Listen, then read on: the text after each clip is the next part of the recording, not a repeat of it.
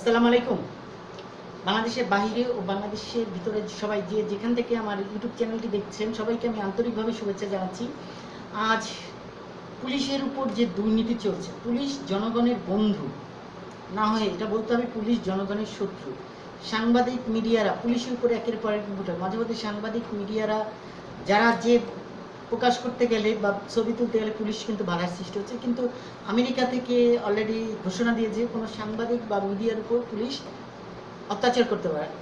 আর কিছুক্ষণ মানে আজকে পল্টনে বিএনপির অফিসের সামনে একটি ককটেল বিস্ফোরিত হয়েছে। এটার কারণ কি? বিএনপির আন্দোলন দমন করার জন্য পুলিশ কিন্তু তাদের লাঠিয়াচার্জ সব ধরনের প্রচেষ্টা চালিয়ে যাচ্ছে। কিন্তু সবচেয়ে বড় কথা, এইসব বিরোধী দল বা কোনো রাজনীতির বিষয় আমি বলবো না, কিন্তু আজকে আমি পুলিশের কিছু ভিডিও চিত্র আমার হাতে এসে পৌঁছেছি, যেটা নাগরিক টেলিভিশনকে আমি অসংখ্য ধন্যবাদ জানাই এবং নাগরিক টেলিভিশন চিফস এবং যারা এই ভিডিওটি প্রকাশ করেছেন তাদেরকে আমি অসংখ্য ধন্যবাদ জানাই। আমরা একটু ভিডিওটা থেকে ঘুরে আসি এবং ভিডিওটি না টেনে আপনারা দেখতে থাকুন শেষ পর্যন্ত। আর যারা কোনো চ্যানেলটি সাবস্ক্রাইব করেন তারা চ্যানেলটি সাবস্ক্রাইব করুন ও বেল আইকনে ক্লিক করুন। নতুন নতুন ভিডিও নিয়ে আমি আপনাদের সামনে আবার হাজির হব।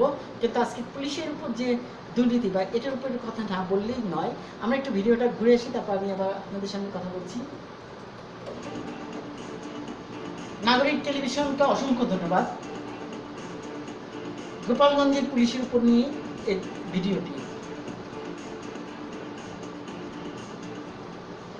প্রিয় দর্শক, স্বাগত জানাচ্ছি এবারে নাগরিক টিভি স্পেশাল রিপোর্টে। আপনাদের সাথে আছি আমি নাজমুল সাকিব। জেলা ভিত্তিক নিয়োগের ক্ষেত্রে আইন শৃঙ্খলা রক্ষার দায়িত্বে যারা নিয়োজিত রয়েছেন, অর্থাৎ পুলিশ বা র্যাবের সদস্যদেরকে বেশিরভাগ ক্ষেত্রেই গোপালগঞ্জ হলে প্রেফার করা হয়। এটি আমরা সকলেই কম বেশি জানি। এমনকি গোপালগঞ্জের পুলিশ বা গোপালী পুলিশ বলেও অনেকে এ শব্দটি ব্যবহার করে থাকেন, কারণ জেলাভিত্তিক নিয়োগের ক্ষেত্রে পুলিশ সদস্যদেরকে গোপালগঞ্জ থেকে হলেই এ সরকারের আমলে বেশি মাত্রায় নিয়োগ দেওয়া হয়েছে, যা বিভিন্ন পরিসংখ্যান থেকেও স্পষ্ট হয়েছে। এই গোপালগঞ্জের পুলিশদেরকে দিয়েই আগামী নির্বাচনটি ম্যানিপুলেট করার জন্য এ সরকার প্রচেষ্টা নেবে এবং এই গোপালগঞ্জের পুলিশকে দিয়েই এ সরকার পেটোয়া বাহিনী তৈরি করেছে, যারা পুলিশ লীগ বলেও অনেকের কাছে আতঙ্কের নাম হয়েছে। ভারতীয় সাংবাদিক চন্দন নন্দী সম্প্রতি তার এক লেখাতেও এই বিষয়টি তুলে ধরেছেন। গোপালগঞ্জের এই পুলিশদেরকে নিয়ে আমরা সাজিয়েছি আমাদের এবারে নাগরিক টিভি স্পেশাল রিপোর্ট। চলুন আর কথা না বাড়িয়ে আমাদের মূল রিপোর্টে। এরা গোপালগঞ্জ পুলিশ লীগের সদস্য। প্রিয় দর্শক, 2008 সালের নির্বাচনে জয়ী হয়ে ক্ষমতা গ্রহণের সাথে সাথেই আওয়ামী লীগের নেতৃত্বাধীন মহাজোট সরকার ক্ষমতা আঁকড়ে ধরে রাখার সুদূর প্রসারী পরিকল্পনার অংশ হিসেবে পুলিশ বাহিনীতে নগ্ন দলীয়করণ শুরু করে। ক্ষমতা গ্রহণের পর প্রথম 4 বছরেই পুলিশ বাহিনীতে দলীয় অনুগত 32,000 পুলিশকে নিয়োগ দেওয়া হয়। এর মাঝে শুধু গোপালগঞ্জ জেলা থেকেই নিয়োগ দেওয়া হয় 8,000 পুলিশ সদস্য। কোনো নিয়ম নীতির তোয়াক্কা না করে শুধু দলীয় বিবেচনায় আওয়ামী লীগের অনুগতদের নিয়োগ দেওয়া হয়। বিরোধী মতের লোকজনকে দমন পীড়নে এসব পুলিশ সদস্যদের হাতিয়ার হিসেবে ব্যবহার করার অংশ হিসেবেই এই নিয়োগ দেওয়া হয়। প্রিয় দর্শক, ফ্যাসিবাদী আওয়ামী লীগ সরকার পুলিশ প্রশাসনে নিয়োগের ক্ষেত্রে মুক্তিযোদ্ধা, পোষ্য, নারী ও এলাকা ভিত্তিক সুনির্দিষ্ট নিয়োগের মাধ্যমেই সরকার পুলিশ বাহিনীকে মানিত হয়ে এমপি একরামুল করিম পদত্যাগ করেন, কারণ তার দল ওই পুলিশ কর্মকর্তার বাড়ি গোপালগঞ্জে হওয়াতে তার বিরুদ্ধে কোনো শাস্তিমূলক ব্যবস্থা নেয়নি। প্রিয় দর্শক, এই একটি ঘটনাই প্রমাণ করে দেয় পুলিশ বাহিনীতে গোপালগঞ্জের প্রভাব। এই প্রভাব গত 1 যুগে আরো বহু গুণে বেড়েছে। গত পর্বে আমরা ডিএমপি কমিশনার গোপালগঞ্জের পুলিশ হাবিবুর রহমানের অপকর্মের ফিরিস্তি তুলে ধরেছিলাম। এই হাবিবও পুলিশ বাহিনীর গোপালগঞ্জ করণের ক্ষেত্রে মুখ্য ভূমিকা রাখেন। ঠিকানা জালিয়াতি করে 1000 কনস্টেবল নিয়োগ। দৈনিক প্রথম আলোতে 1 যুগ আগে প্রকাশিত এ সংবাদ থেকে জানা যায়, ঢাকা জেলা থেকে চলতি বছরে সর্বশেষ নিয়োগ পান 258 জন। এদের 200 জনের বাড়ি গোপালগঞ্জ ও তার আশেপাশের এলাকায়। অতিরিক্ত পুলিশ মহাপরিদর্শক SM রুহুল আমিন। গোপালগঞ্জের কোটালীপাড়াতে জন্ম নেয়া আরেক গোপালী পুলিশ হলেন সিআইডি প্রধান মোহাম্মদ আলী মিয়া। টুরিস্ট পুলিশের দায়িত্বে থাকা এই পুলিশ কর্মকর্তাকে গত বছর সিআইডি প্রধান বানানো হয়। রেলওয়ে পুলিশের প্রধান বানানো হয়েছে গোপালগঞ্জে জন্ম নেয়া দিদার আহমদকে। পুলিশ ব্যুরো অফ ইনভেস্টিগেশন বা পিবিআই প্রধানের দায়িত্বে আছেন আরেক কুখ্যাত পুলিশ কর্মকর্তা বনজ কুমার। এই বনজের জন্ম পিরোজপুরে, যা গোপালগঞ্জের টুঙ্গিপাড়ার নিকটবর্তী। আলোচিত মুনিয়া হত্যা ও ধর্ষণ মামলা থেকে বসুন্ধরা গ্রুপের মালিক লিঙ্গবাজ সায়েম সোমান আনভিলকে অব্যাহতি দিয়ে চার্জশিট জমা দেয় বনজ কুমারের পিবিআই। প্রিয় দর্শক, এতক্ষণ যে গুরুত্বপূর্ণ পদগুলো নিয়ে আলোচনা করলাম, এগুলোর বাইরেও গোপালগঞ্জের পুলিশের প্রভাব রয়েছে চট্টগ্রাম রেঞ্জে। কোথায় গোপালী? গোপালগঞ্জ জেলার নামই বদলে যাবে, বুঝছেন? গোপালগঞ্জ আর থাকবে না। দালালি বন্ধ করতে বলেন, আর হাসিনার দালালি করে লাভ হবে না। কি আপনাদের মেয়েরা তো ঝগড়া করে, কিসের জন্য এত কথা বলো? আপনার অফিসার কোথায় গেল? আসলো না? তাকে বলবেন আমার সঙ্গে দেখা করতে, আমি তার সঙ্গে কথা বলতে চাই। বুঝেছেন কি বোঝেননি কথাটা? এটা তো বাংলা ভাষা, নাকি অন্য কোনো ভাষায় বলতে হবে আপনাদেরকে? যে দেশ স্বাধীন হয়েছিল সাম্য, ন্যায় বিচার এবং মানবিক মর্যাদাবোধ প্রতিষ্ঠা করার উদ্দেশ্যে, অথচ এখানে সাম্যের কোনো বালাই নেই। এখানে গোপালগঞ্জের মানুষ হলে তাকে পুলিশ সদস্য হিসেবে নিয়োগ দেওয়ার ক্ষেত্রে এ সরকার কার্পণ্য করছে।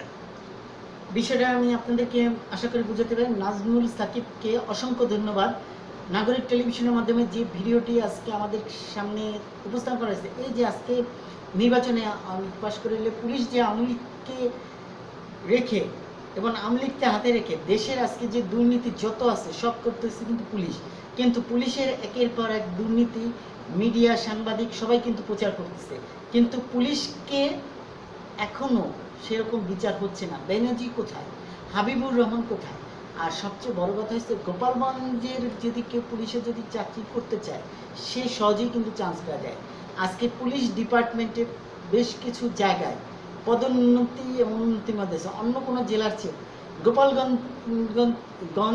গোপালগঞ্জকে একটু প্রাধান্য বেশি দেওয়া হচ্ছে। এবং বেনজির, হাবিবুর, অনেক পুলিশ অফিসারেরই দুর্নীতির মুখোশ উন্মোচন করছে। নাগরিক টেলিভিশনের জন্য অসংখ্য ধন্যবাদ। আমি আজকে একটু পুলিশদেরকে নিয়ে আমি আপনাদেরকে এই জন্য দিলাম, পুলিশ যে কী পরিমাণ দুর্নীতি করতেছে। এর আগে রমজানের মধ্যে আমি বেশ কিছু ভিডিও দেখাইছিলাম যে চাঁদাবাজি কিন্তু পুলিশই করতেছে। পুলিশ এখন চাঁদাবাজি, দুর্নীতিবাজ সব দিক থেকে এখন পুলিশ এক নম্বরে। কিন্তু পুলিশের উপর কিছু নিষেধাজ্ঞা আসা উচিত। পুলিশ জনগণের বন্ধু, পুলিশ জনগণের বিপক্ষে কোনো কিছু করবে সেটা কিন্তু সম্পূর্ণ ক্ষতিকর। এই পুলিশের বিরুদ্ধে অচিরেই একটা কিছু ব্যবস্থা নিয়ে সরকারের কাছে অনুরোধ করবো। এবং দেশের মানুষ আজকে কিন্তু কথা বলতে পারে না, কারণ আজকে কিন্তু দেশের মানুষ পুলিশকে বন্ধু হিসেবে দেখতে পারে না, বরং পুলিশের কাছে গেলেই পুলিশ জনগণের আজকে ক্ষতিকারক হিসেবে ব্যবহার হচ্ছে। আর সবচেয়ে বড় কথা হচ্ছে পুলিশ ডিপার্টমেন্টে সততার সাথে কাজ করবে এরকম কি পুলিশ অফিসার কি আছে আমাদের বাংলাদেশে, সেটাই এখন দেখার বিষয়। কিন্তু সবচেয়ে বেশি আপনাদের বড় যে গোপালগঞ্জের কেউ যদি আপনারা চাকরিতে যান বা ইস্যুপায় যান, সহজেই আপনাদের পুলিশের চাকরি হয়ে যাবে, আপনার সার্টিফিকেট থাকুক আর না থাকুক। গোপালগঞ্জের পুলিশ এখন মানে এক ধরনের বিরোধী দল দমন করার জন্য উৎপর। যেমন আজকে পল্টনে যে ঘটনাটা ঘটলো, পল্টনের সামনে ককটেল কে কারা ফুটাইছে, এগুলো কি কোনোটাই বেরোচ্ছে না?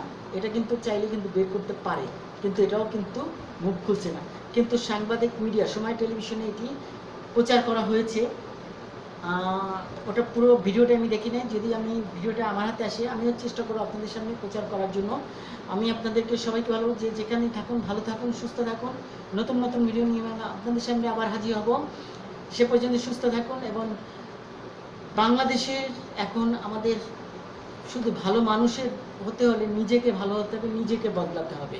আর পুলিশ ডিপার্টমেন্টকেও ভালো করার জন্য আরও সজাগ দৃষ্টি করতে হবে। এবং পুলিশ ডিপার্টমেন্ট কীভাবে ভালো হবে তা অচিরেই সরকার চাইলে তা দায়িত্ব নিতে পারে, কারণ পুলিশের বিষয়ে এখন তদারক ভূমিকা পালন করতে হবে। শুধু নাগরিক টেলিভিশন নয়, অনেক টেলিভিশনেই, অনেক মিডিয়া, অনেক সংবাদপত্র যুগান্তরও কিন্তু প্রকাশিত হয়েছে পুলিশের দুর্নীতি, কিন্তু পুলিশের বিরুদ্ধে কিন্তু এখনও কোনো অ্যাকশনে যাচ্ছে না, কারণ পুলিশকে এত সুযোগ দেওয়াটা ঠিকও না। ভালো থাকুন, সুস্থ থাকুন। যে যেখান থেকে ভিডিওটি দেখছেন সবাইকে আন্তরিকভাবে ধন্যবাদ জানিয়ে আমি এখানেই বিদায় নিচ্ছি। নতুন নতুন ভিডিও নিয়ে আমি আপনাদের সামনে আবার অচিরেই আসবো। সে পর্যন্ত ভালো থাকুন। যেখানে সেখানে ময়লা আবর্জনা করবেন না, যেখানে সেখানে ধূমপান করবেন না, ধূমপানকে না বলুন। ভালো থাকুন, সুস্থ থাকুন। খোদা হাফেজ।